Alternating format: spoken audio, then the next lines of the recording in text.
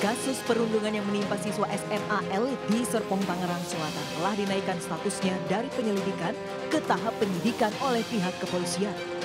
Kenaikan status ini berdasarkan hasil gelar perkara, keterangan korban dan sejumlah saksi yang telah menjalani pemeriksaan oleh unit PPA Polres Tangerang Selatan. Meski demikian, polisi belum bisa memastikan kapan pemanggilan para pelaku akan dilakukan. Sementara itu, usai memberikan bantuan perlindungan terhadap korban, KPAI bersama P2TP2A mendatangi warung lokasi peristiwa perundungan terjadi. Pihak KPAI menyatakan bahwa anak korban kekerasan fisik maupun anak yang berkonflik dengan hukum harus mendapat perlindungan dan pendampingan psikososial. Ini masih berjalan, belum ada informasi. Ya, nanti akan diinformasikan dari sekolah kalau itu ya. Kalau pendampingan bukan dari KPAI, sudah ada sendiri ya, terutama dari keluarga anak dan juga lawyer, dan memang harus didampingi karena tidak boleh sendiri. Itu sesuai dengan sistem peradilan pidana anak. Berdasarkan rilis dari pihak sekolah, seluruh siswa yang terbukti melakukan tindak kekerasan sudah diberikan sanksi, dikeluarkan dari sekolah atau drop out. Bagi siswa yang turut menyaksikan kejadian juga diberikan sanksi disiplin keras. Pihak sekolah juga mengecam segala bentuk kekerasan fisik baik di dalam maupun luar sekolah. Sebelumnya video siswa sekolah elit di Serpong melakukan aksi perundungan terhadap juniornya di sebuah warung viral. Perundungan dilakukan para senior terhadap korban sebagai syarat untuk masuk geng. Korban yang merupakan calon anggota geng harus mengikuti permintaan anggota gangster, mulai dari membeli makanan hingga mendapat kekerasan fisik seperti dipukul dan disundut rokok.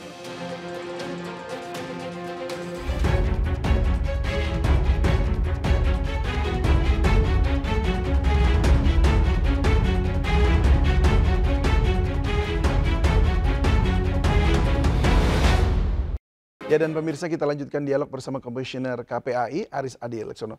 Ya Mas Aris, apakah KPAI juga sudah berkomunikasi dengan sekolah atau mungkin bahkan bertemu dengan para pelakunya? Sudah, jadi setelah kita mendapatkan pengaduan melalui media, kami sesuai tusi kami ada melakukan pengawasan. Dalam kasus ini kita melakukan pengawasan langsung. Kita datang ke satuan pendidikan, ke sekolahnya, kemudian juga sempat melihat tempat anak itu nongkrong dan diduga melakukan kekerasan di sana. Kemudian juga bertemu kepada anak korban, dan hari kemarin juga kita memberikan atensi atau pengawasan terkait proses penyelidikan ya, atau penyidikan yang ada di kepolisian di Polres Tangerang Selatan. Sejauh ini berbicara dengan korban, apa temuan yang mungkin didapat oleh KPAI? Ya tentu secara fisik ada luka fisik ya, akibat dari luka bakar dan seterusnya, dari pemukulan itu ya, memar-memar dan seterusnya. Secara psikis tentu mengalami trauma yang luar biasa. Ini yang patut mendapatkan perhatian. Maka kami sudah mengambil langkah, satu, sesuai Undang-Undang Perlindungan Anak, bahwa anak ini berhak untuk mendapatkan pendampingan hukum, dan kami sudah minta kepada UPTD PPA Tangerang Selatan ya, dibantu oleh Dinas Sosial untuk kemudian memberikan bantuan hukum, pendampingan hukum, dan juga memberikan pendampingan secara psikologis ya, memberikan pendampingan dari pemulihan trauma yang dialami melalui petugas-petugas Peksos yang kami terjunkan dari UPTD PPA Tangerang Selatan. Sudah dilakukan asesmen awal lah, seperti itu. Dan lalu kami juga punya rencana agar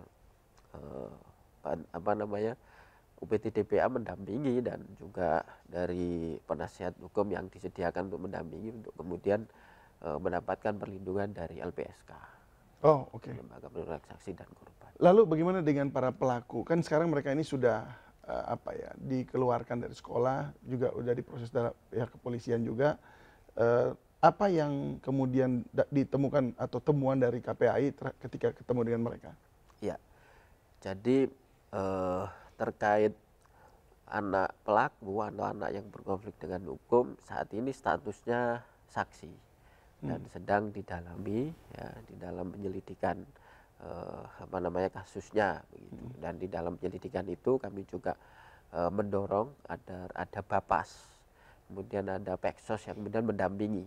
Bapas maksudnya? Bapas itu lembaga semacam litbang yang dimiliki oleh Kemenkumham, yang diberi mandat untuk mendampingi anak yang kemudian berhadapan dengan hukum agar diketahui secara komprehensif kenapa motifnya, kemudian apa untuk rehabilitasinya, sampai nanti kalaupun dia berhadapan dengan hukum masih mendampingi sampai nanti lagi dia dipulihkan gitu. Karena anak itu berperilaku menyimpang, kenapa kemudian anak itu disebut sebagai kelompok rentan, karena perilaku menyimpang belum tentu karena pilihannya dia, mungkin pengaruh temannya, pengaruh lingkungan dan seterusnya. Kalau temuan KPAI gitu. terhadap para pelaku ini apa? Nah, tentu tadi ya yang saya sampaikan di awal ya lebih kepada circle tadi ya, pengaruh circle tadi. Nah, terkait bagaimana kemudian sekolah yang kemudian mengatakan mengeluarkan anak itu, saya kira itu tindakan yang nggak benar. Itu yang kita dapati di saat pendalaman atau pemeriksaan anak sebagai saksi. Ya, anak yang sudah berperilaku menyimpang yang bisa jadi bukan karena pengaruh dia sendiri atau bisa jadi sebenarnya kelemahan sistem ya untuk membina dan mengawasi, dia malah justru kalau dikeluarkan kita nggak bisa ngontrol, dia akan timbul kekecewaan baru, melampiaskan dengan cara-cara yang lebih misalkan lebih berbahaya dari yang sekarang begitu. Maka sesuai Undang-Undang Perlindungan Anak, sesuai Permendikbud 46 tahun 2023 itu jelas, anak yang kemudian menjadi pelaku kekerasan tetap mendapatkan hak pendidikan. Jadi anak ini di satuan pendidikan itu tidak dikeluarkan, tetapi dipindahkan boleh ketika anak ini hadir di sekolah akan mengganggu aktivitas belajar yang lain atau menjadi nggak nyaman dia belajar di situ dan seterusnya, maka boleh dipindahkan. Bedanya dikeluarkan dan dipindahkan, kalau dikeluarkan sudah dikasih surat DO begitu saja, vonis begitu ya, vonis diberikan kepada orang tua begitu. Kalau dikeluarkan tidak, sekolah memberi kesempatan kepada anak-anak pelaku untuk kemudian mencari tempat pindah yang cocok dengan karakteristik dia. Tentu dibantu dengan orang tuanya kan. Baru setelah itu didapat, sekolah asal memberikan surat pindah gitu. Nah, ini dalam hal apa? Ya dalam hal mencegah agar anak ini tidak putus sekolah, agar mencegah ketika dia semakin di luar semakin frustasi, maka justru akan melakukan hal-hal yang negatif yang lebih besar lainnya. Jadi kalau kemudian sekolah melakukan langkah anak ini dikeluarkan dan seterusnya, ya saya kira tidak tepat berdasarkan Permendikbud 46 tahun 2023 dan juga berdasarkan Undang-Undang Perlindungan Anak yang di dalamnya anak yang berhadapan dengan hukum, hak-hak dasarnya tetap harus dipenuhi. Kalau untuk pidana itu tadi ya, yang anak berhadapan dengan hukum ya, lebih tepatnya, itu dikenakan pasal berapa ya untuk ini, sanksinya begitu? Jadi di dalam Undang-Undang Perlindungan Anak, di dalam proses peradilan anak, selain mengacu kepada Undang-Undang Perlindungan Anak, juga mengacu yang namanya Undang-Undang Sistem Peradilan Pidana Anak. Tahapannya panjang, prosesnya tapi harus cepat. Salah satunya, gitu. Anak yang berhadapan hukum harus mendapatkan proses yang cepat. Tahapannya panjang. Pendekatannya disebut pendekatan restoratif justice. Restoratif justice ini yang diutamakan adalah bagaimana kemudian rasa keadilan terhadap korban itu terpenuhi. Nah ini dari sinilah kemudian langkah-langkahnya salah satunya ada pendekatan diversi. Masuk dalam peradilan, statusnya jelas, misalkan status anak yang berkonflik dengan hukum, di dalam diversi ini ada ruang. Bagaimana kemudian sesama orang tua diajak membahas, dipertemukan, orang tua korban, orang tua pelaku, kemudian ada pihak pengadilan ya, yang kemudian mencari solusi terbaik. Kenapa? Karena anak korban masih punya hak untuk kemudian dipenuhi rasa keadilannya, anak pelaku karena dia berstatus anak juga masih punya masa depan. Ya bisa jadi rasa menumbuhkan efek jera kepada dia itu bisa ditimbulkan saat proses diversi. Kemudian juga efek jera bisa ditimbulkan ketika kemudian dia merasa tetap dihargai untuk kemudian bisa berproses dengan baik di tumbuh kembangnya. Tapi ya memang juga ketika proses diversi nggak tercapai ya berlanjut gitu kepada proses hukum begitu. Tapi apapun itu ya pemenjaraan anak di dalam undang-undang SPPA tidak dibenarkan. Yang ada ya berikutnya anak-anak dititipkan kan begitu, dititipkan di LPKA dan seterusnya. Ya, baik. Nah ini sedikit kembali ke, kalau ini bicara soal ini warganet ini ramai-ramai juga kemudian menyalahkan orang tua ya. Ini kan para netizen budiman ini ya, mungkin ada yang merasa juga bahwa aduh kalau itu terjadi sama anak saya, waduh bahaya gitu kan. Nah apakah memang menurut Anda yang dalam kasus ini sepenuhnya juga ada salah dari orang tua? Kalau lihat dari segmen pertama memang bicara soal agama, soal ini, tetapi secara apa sebagai public figure mereka, lalu yang apakah mereka bisa disalahkan juga? Konteksnya kalau disalahkan sih kita tidak patut untuk menilai itu gitu. Tapi bagaimana ini menjadi alat refleksi. Kejadian ini diambil hikmahnya lah bahasanya begitu kan. Kalau kemarin-kemarin misalkan 24 jam bekerja, ya setidaknya setelah kejadian ini bisa ngambil hikmah, anak kita lebih kemudian ada waktulah yang disisihkan untuk menyapa, membersamai gitu kan. Kemudian mendengar keluh kesahnya dan seterusnya. Nah ini menjadi sangat penting. Jadi saran kami kepada orang tua ya, khususnya yang kemudian ada di dalam putaran kasus ini, ya ini kita jadikan sebagai alat refleksi begitu, untuk kemudian lebih memberikan waktu dan perhatian kepada anak kita. Baik. Kalau melihat kasus ini ya, tampaknya sekolah mahal nggak menjamin ya. Betul, karena dengan kurikulum yang mungkin mahal yang ditawarkan ya. Iya. Karena gimana? Ya sekolah mahal nggak menjamin, sebenarnya bukan mahal atau murah ya, tapi bagaimana kemudian sekolah ini mampu membawa kepada anak menemukan konsep dirinya sehingga dia tumbuh menjadi anak yang mentalnya kuat, begitu kan?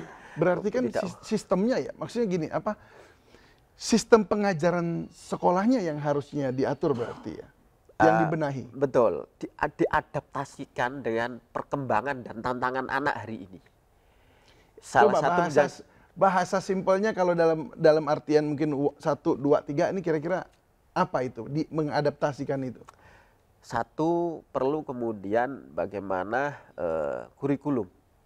kurikulumnya selain muatan yang targetnya kognitif ya, apalagi sekolah internasional itu targetnya anak ini setelah lulus dari sini diterima di sekolah luar negeri mana dan seterusnya.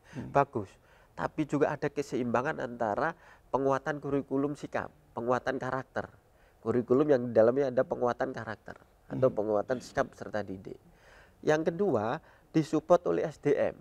Dalam hal ini guru atau tenaga pendidikan yang selain memiliki perspektif mengantarkan anak untuk pintar dan cerdas begitu, berpengetahuan yang luas dan seterusnya, juga SDM yang memiliki perspektif perlindungan anak. Sehingga dalam muatan aktivitas-aktivitas pembelajaran dan seterusnya selalu ada pesan-pesan moral, selalu ada pesan-pesan untuk kemudian bagaimana anak ini bergaul dengan baik, berkomunikasi dengan baik ketika di keluarganya, bergaul dengan lingkungannya, bisa memilah mana yang baik, mana yang buruk, teman yang berpengaruh pada hal yang positif atau yang buruk. Nah, ini kalau SDM gurunya punya kompetensi itu, saya kira semua akan menjadi alat pengendali buat sikap anak. Nah, ini KPAI menemukan nggak SDM yang seperti ini mungkin di sekolah-sekolah yang ada di Indonesia lah saat ini misalnya? Apakah ada risetnya begitu? Masih kurang atau cukup atau bagaimana? Sejauh ini berdasarkan kesimpulan sederhana kami berdasarkan rangkaian pengawasan di tahun 2023, SDM yang memiliki perspektif perlindungan anak masih kurang. Kurangnya berapa gitu. Berapa persen? Ya masih cukup banyak yang kurang gitu. Terbukti regulasi aturan-aturan terkait Permendikbud terkait pencegahan penanganan kekerasan di satuan pendidikan, kemudian pengembangan pembangunan kurikulum itu tidak efektif berjalan. Kenapa? Karena tidak disupport SDM yang mumpuni untuk melakukan pesan peraturan ini gitu, regulasi ini. Jadi ini kurang ini ya, kurang nggak bersinergi itu ya antara regulasinya juga dengan kurikulumnya dengan kurikulum kan bagian dari regulasi kan. Ada regulasi yang menyangkut kurikulum, ada regulasi yang menyangkut perlindungan anak di satuan regulasi pendidikan. pendidikan nih maksudnya ya. Oke. Ada regulasi yang menyangkut perlindungan anak di satuan pendidikan, Permendikbud 46 itu. Tapi kalau mengimplementasikannya kan butuh SDM, butuh orang. Betul. Yang Nah, mengerti yang bagaimana cara mengimplementasikan lah. Ini yang kurang gitu. Kenapa? Selama ini guru kita banyak sibuk persoalan administratif. Baik. Nah ini kita akan bahas gitu. ini Mas Aris soal bagaimana guru-guru seperti ini kemudian sibuk dengan masalah administratif ini setelah jeda yang satu ini ya Mas Aris ya. Baik pemirsa, One on One masih akan kembali usai jeda berikut ini. Tetaplah bersama kami.